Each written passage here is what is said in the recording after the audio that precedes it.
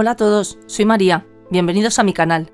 Muchas gracias por estar otro día más conmigo, apoyándome, así como por los ánimos que recibo con todos vuestros comentarios. Hoy os traigo un caso terrible que conmocionó a la sociedad americana. De solo escuchar el relato te pone la piel de gallina. Si el contenido os parece interesante e informativo, os pido que le deis a like, ya que de esa forma me estaríais ayudando. Sin más, vamos a dar comienzo al vídeo. Muchas atrocidades ocurren en el mundo, desde desapariciones misteriosas hasta asesinatos, pero es aún más atroz cuando en estos casos está involucrado alguien de la familia. Pero lo sorprendente de este caso fue que la propia madre se encargó de darle a sus hijos un final trágico.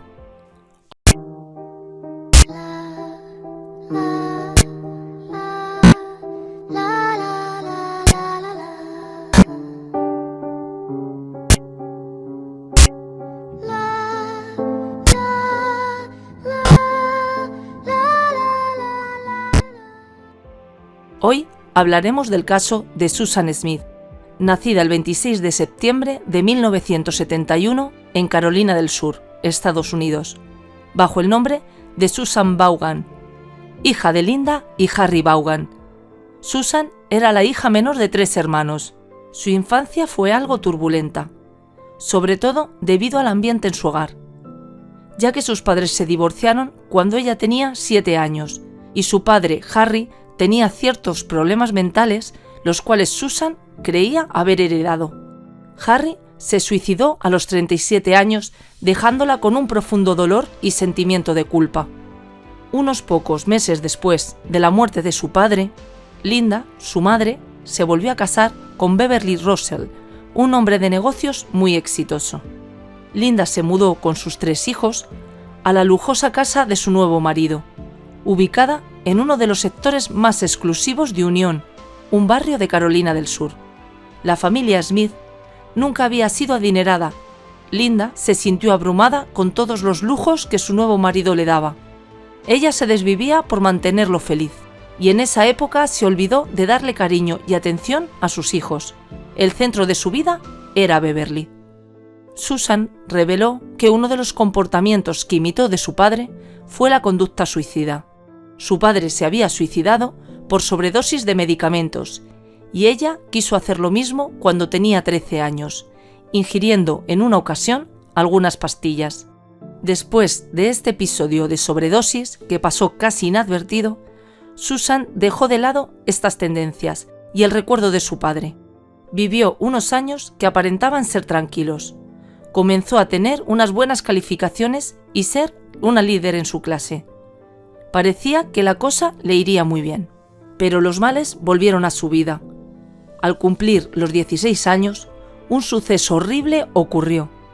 La chica cargó con el secreto durante algunos meses hasta que no pudo más, y se lo contó a unas amigas. Susan les comentó que su padrastro abusaba de ella. Pasado un tiempo, se armó de coraje y se animó a denunciarlo. Fue con su madre al Departamento de Servicios Sociales. Beverly fue sacado del hogar, aunque nunca se enfrentó a un juicio ni estuvo en la cárcel. Mientras tanto, la adolescente era entrevistada por psicólogos para poder superar esta dura etapa de vida. Estuvo varios meses bajo tratamiento psicológico. Su madre y hermanos también asistieron. Los otros hijos dejaron ver la dejadez que la madre había tenido con ellos mientras Beverly vivía en casa. Linda aceptó su error y le prometió a sus hijos que cambiaría, pero estas promesas estaban muy alejadas de la realidad. Para sorpresa de todos, el padrastro de Susan volvió a casa por petición de la madre de la chica. El hombre aceptó volver con la condición de que Susan fuese castigada por haber hecho público el abuso sexual. Su madre, Linda, la castigaba debido a lo enfadada que se sentía con semejante revelación. Se podría decir que los intereses económicos de la madre de Susan pesaron mucho más que lo que podía pasar con su hija ante los abusos sexuales a los que la exponía por parte de su marido.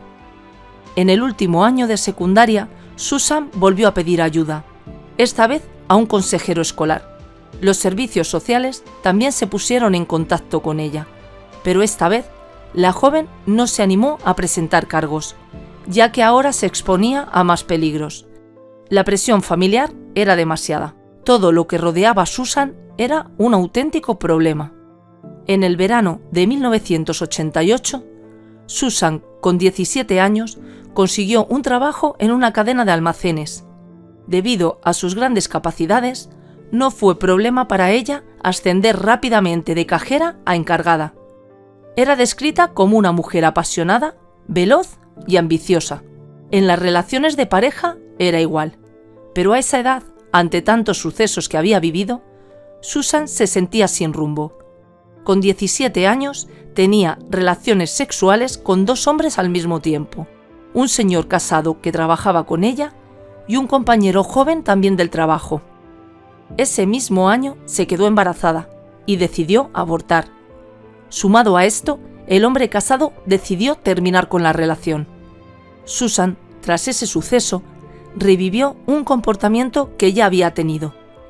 Intentó suicidarse bajo una sobredosis de medicamentos, pero esta vez fue aún más peligroso para su vida que en la primera ocasión, ya que consumió más pastillas que la primera vez.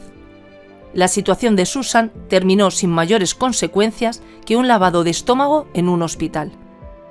Tras graduarse de secundaria en 1989, consolidó una relación con un excompañero, David Smith.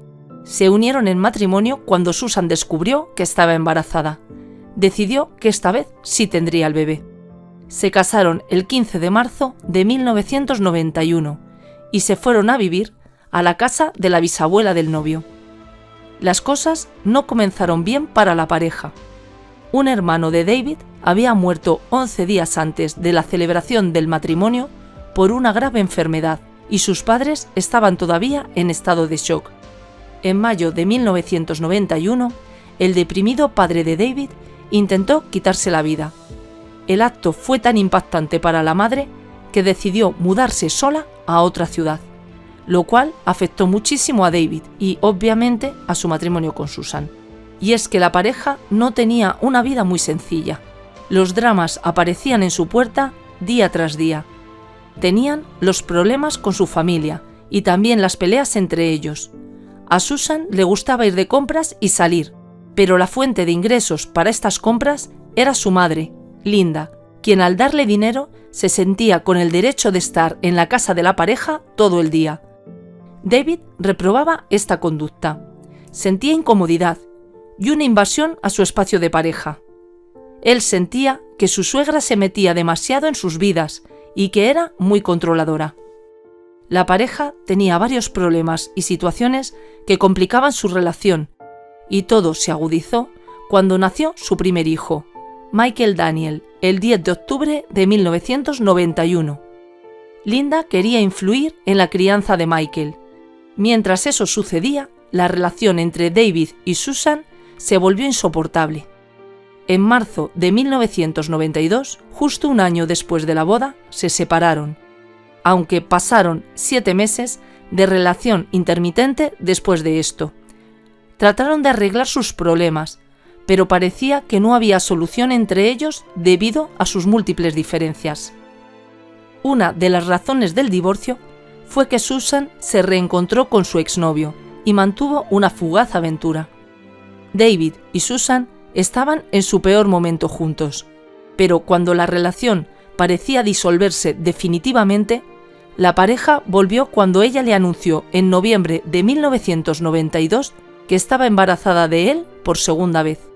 David decidió no reprocharle nada y tratar de olvidar todas las diferencias por el bien de sus hijos. Para poder estar cómodos los 4 en un espacio tranquilo, necesitaron pedir un préstamo a la madre de Susan para poder comprar su propia casa. Pensaron que una casa bonita y grande arreglaría las cosas y las tensiones en la pareja, pero esto nuevamente era solo una fantasía. Susan se sentía cada vez peor y más alejada de su marido. El 5 de agosto de 1993 nació Alexander Tyler Smith y tan solo 3 semanas después del nacimiento, David volvió a dejar a Susan, pero regresó unas semanas después. La mujer estaba padeciendo una dura depresión posparto y necesitaba ayuda para cuidar a los pequeños. A pesar de los vaivenes matrimoniales, ambos se mostraban ante la gente como padres atentos y cuidadosos, que disfrutaban de sus hijos, dejando de lado aquellos problemas matrimoniales con tal de criar de manera correcta a los niños. Además, tenían que verse todos los días, ya que trabajaban en la misma empresa, así que lo mejor era tratar de sobrellevar su relación y apoyarse.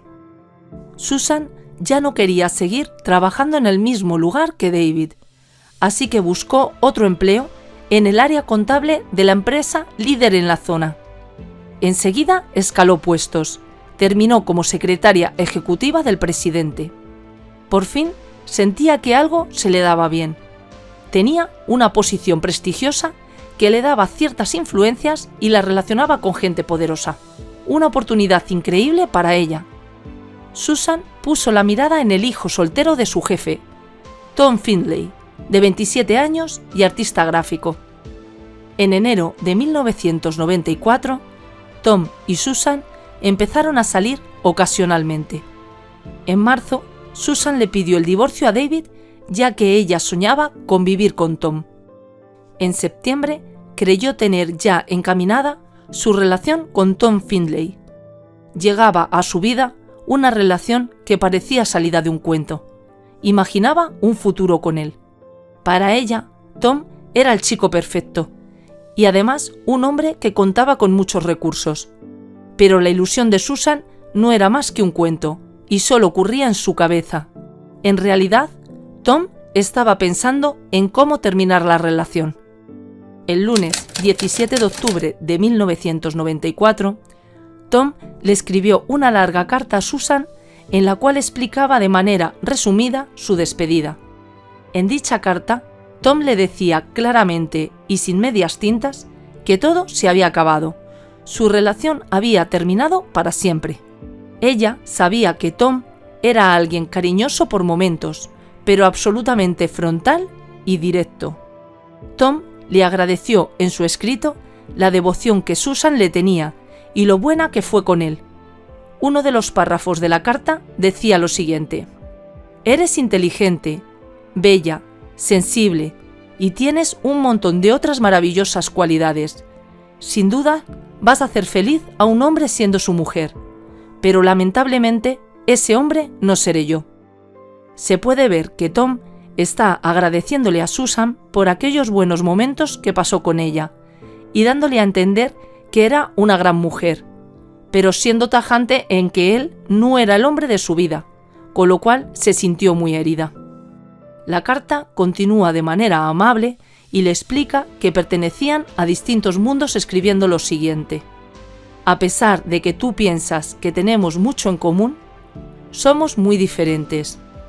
Fuimos criados en dos ambientes absolutamente distintos y en consecuencia pensamos diferente.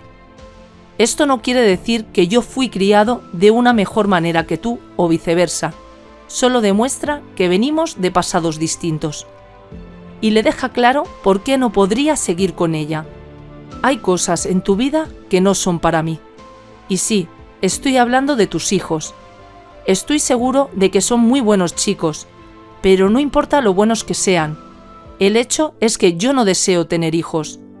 Estos sentimientos podrían cambiar algún día, pero lo dudo. Con todas las cosas locas que pasan en el mundo hoy, no tengo deseos de traer otra vida a él. Y tampoco quiero ser responsable de los hijos de otros. Pero estoy muy contento de que haya gente como tú que no es tan egoísta como yo», escribió Tom refiriéndose a la familia de Susan. Pero no sería bueno durante toda la carta, ya que más adelante en el escrito, Tom le reprocha su conducta atrevida, especialmente durante una fiesta en su casa, cuando se besó en un jacuzzi con el marido de una amiga. «Verte besándote con otro hombre me puso las cosas en perspectiva. Tienes que tomar tus propias decisiones en la vida, pero recuerda, también tienes que vivir con las consecuencias. Si algún día quieres casarte con un buen tipo como yo, tendrás que actuar como una buena chica. Y sabes que las chicas buenas no duermen con señores casados». Ese era el fin de la carta. Tom no se guardó nada de lo que pensaba y reveló todas las razones de su adiós a Susan, especificando que no era en absoluto la chica para él. De eso se trataba, de vivir con las consecuencias de sus propios actos. Tom le mencionó a algunos amigos que esperaba que Susan reflexionara y cambiara su forma de ser, pero ella no reflexionó nada. Al perderlo, se desestabilizaron sus emociones y su salud mental por completo. El inesperado fin del soñado romance resultaría fatal para la vida de todos. Susan se sentía en esos días peor que nunca. Recordaba el párrafo de la carta en el que Tom le decía que no quería ser padre. Pensando en ese párrafo, llegó a la conclusión que todo fue culpa de sus hijos. Sus hijos eran el estorbo que impedía su felicidad. Desde aquel día, ella no podía mirarlos sin sentir rabia por su falta de libertad. Sentía mucha ira y resentimiento hacia los pequeños. Para despertar la compasión de Tom, fue a su oficina para decirle que lo estaba pasando fatal por la separación. Tom no se conmovió. Ya sentía que Susan estaba tratando de manipularlo. Antes de irse de la oficina, Susan se quedó un minuto para decirle algo más: que también su padre tenía relaciones con ella. Tom, más que conmovido, estaba asqueado. Fue directo, le dijo que él jamás volvería a tener algo con ella. El martes 25 de octubre de 1994, se pasó el día pensando cómo podría reconquistarlo. Buscaba una solución ante la ruptura. Ese día, después del trabajo, buscó a sus hijos en la guardería y se encontró con un amigo en un aparcamiento. Estaba preocupada, ya que pensaba que la confesión de sus relaciones con el padre de Tom le daría problemas. Le pidió a su amigo que se quedara en el automóvil con sus hijos unos minutos.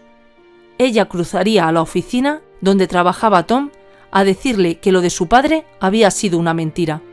Tom no quiso escucharla, le dijo que se fuera.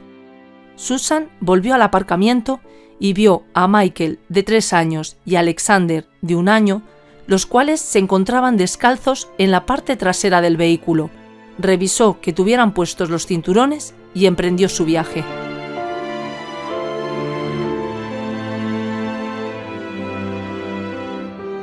Condujo un buen rato concentrada en la carta de su amante Tom y en todo lo que él le decía en esas dolorosas páginas donde terminaba su relación con ella. En ese momento, quién sabe todas las sensaciones que corrían por el cuerpo de Susan. Podría ser rabia, enojo o angustia, pero definitivamente todo la tenía atormentada. En especial, la razón por la cual su exnovio la había dejado. El hecho de que no quería tener hijos, ni propios ni ajenos. Circuló por un camino de campo que terminaba en el lago John Long. Llegó hasta la rampa de botes y se estacionó mirando el agua.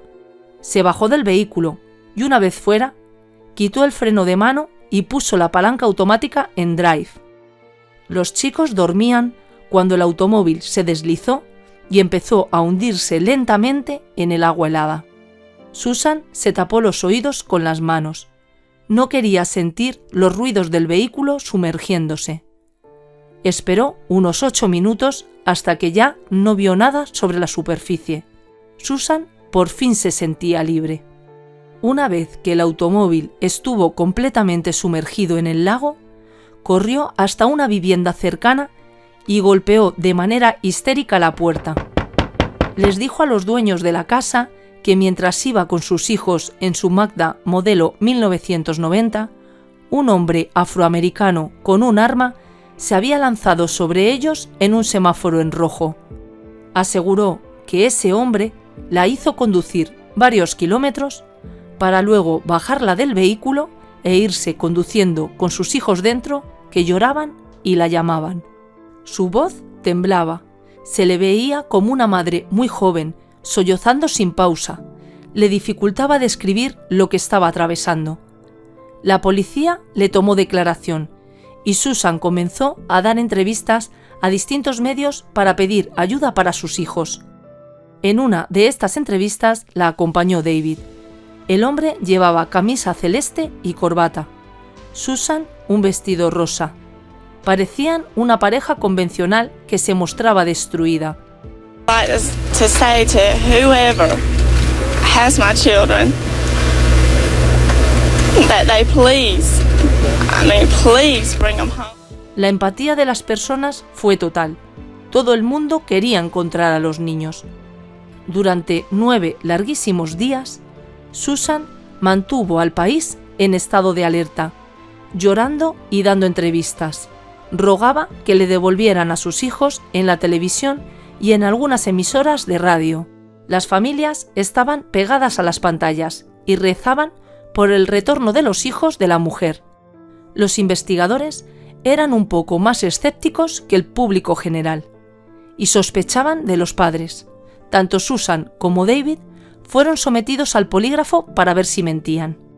David lo pasó satisfactoriamente, pero había inconsistencias en las declaraciones de Susan. La mujer había cometido serios errores en los interrogatorios. Uno de ellos ocurrió cuando describió el lugar del secuestro. Dijo que no había otros vehículos, que tuvo que parar en un semáforo en rojo en una intersección y que ese fue el momento en el que el hombre afroamericano se abalanzó sobre ellos. Pero eso no podía ser cierto, ya que el semáforo de esa intersección específicamente solo se ponía en rojo si venía otro vehículo en el cruce de calles. A esto se sumó el hecho de que su descripción del hombre con pasamontaña era tan general que no podía hacerse un retrato convincente. Nada cuadraba. El 3 de noviembre, David y Susan dieron una entrevista a una de las cadenas más importantes de televisión de Estados Unidos. Tras esta entrevista, el encargado de la investigación la citó para un nuevo interrogatorio. Esta vez le dijo de frente que no le creía una palabra de lo del secuestro. Le explicó lo del semáforo. Susan reaccionó inesperadamente pidiéndole que rezara con ella. Finalmente, entre llantos, confesó el crimen de sus hijos. Pretendió suavizar su culpa diciendo que ella había querido suicidarse, pero que en el último momento había saltado fuera del automóvil. A partir de entonces, Susan, para los policías, era Pedro en el cuento del lobo. Por más que se hacía la víctima del caso, nadie la creía. El sheriff ordenó que se sacara el vehículo del lago. Los buzos lo localizaron dado la vuelta, apoyados sobre el fondo. Los cuerpos de los niños estaban todavía en sus asientos. La autopsia reveló que los niños estaban vivos cuando el agua cubrió sus cabezas. Un buzo del Departamento de Vida Salvaje de Carolina del Sur fue quien los encontró. Buscando no romperse, confesó: pude ver una pequeña mano apoyada contra el vidrio. Las vigilias alrededor del país y los cientos de policías analizando pistas sobre hombres negros armados pararon en seco.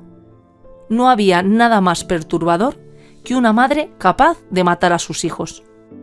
El fiscal, en su acusación, pintó a Susan como una mujer extremadamente egoísta, una actriz manipuladora que podía llorar en el momento que quisiera. Enseñó fotos de los chicos jugando mientras contaba cómo podrían haber sido sus últimos momentos. Los niños posiblemente lloraron en aquel oscuro y frío lugar, y seguramente ellos sabían que se encontraban solos. Un detalle perturbador fue la prueba que hizo la fiscalía con el vehículo de Susan. Las autoridades repitieron la caída en el fondo del lago. En esta prueba se observó que el agua habría alcanzado a los niños con mucha lentitud, entre 6 y 8 minutos. Los jurados lloraron. Los abogados de Susan llamaron a una experta en salud mental para intentar tener una defensa. Querían demostrar que Susan sufría problemas en el momento de los hechos que le impedían pensar con coherencia.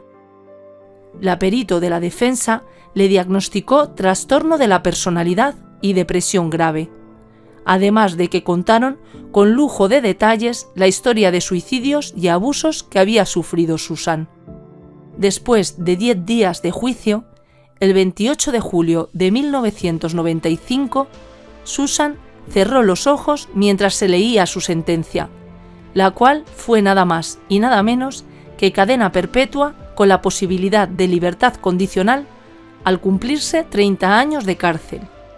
El jurado había contemplado su pasado para no condenarla a la pena de muerte que pedían los fiscales. David Smith dijo: «Yo no podré olvidar nunca lo que hizo. No olvidaré nunca a Michael y Alex. Mi familia y yo estamos decepcionados que no la hayan condenado a muerte», concluyó. Prometió que dedicaría su vida a impedir que saliera antes de cumplirse la pena. Susan fue encarcelada en el Correccional para Mujeres de Columbia, pero después de un par de escándalos que la involucraron en relaciones sexuales con 2 agentes penitenciarios, la mudaron al Correccional de Carolina del Sur, donde vive hasta el día de hoy. También enfrentó otros problemas disciplinarios por uso de drogas en la cárcel y, al cumplir 40 años, protagonizó un intento de suicidio. Se cortó las muñecas con una hoja de afeitar. Su historia tuvo tanta repercusión que varios personajes de ficción se basaron en ella. No faltaron numerosos documentales sobre su historia y también varios libros. Uno de ellos, escrito por su ex, David Smith, titulado «Más allá de toda razón, mi vida con Susan Smith». David volvió a formar una pareja y fue padre nuevamente. Así llegaron 2 hijos más a su vida, Savannah, que ya tiene 19 años, y Nicholas, que cumplió 17. Sus hijos mayores ya hubieran cumplido 29 y 27 años. En 2025, con 53 años, Susan volverá a circular por las calles libremente. Para la justicia habrá pagado su pena, pero para David Smith no ha sido suficiente castigo. Michael y Alex están enterrados juntos en el cementerio de la Iglesia Metodista. Ellos no tuvieron una segunda oportunidad. Murieron bajo la atenta mirada de su madre. Bueno, y hasta aquí la historia de hoy. Me gustaría que dejes tu comentario u opinión. Cuéntame qué opinas del terrible caso de Susan Smith. Antes de irte, te pido que dejes un me gusta, y si este contenido es de tu interés, suscríbete, ya que trataré de subir varios vídeos por semana. ¡Saludos!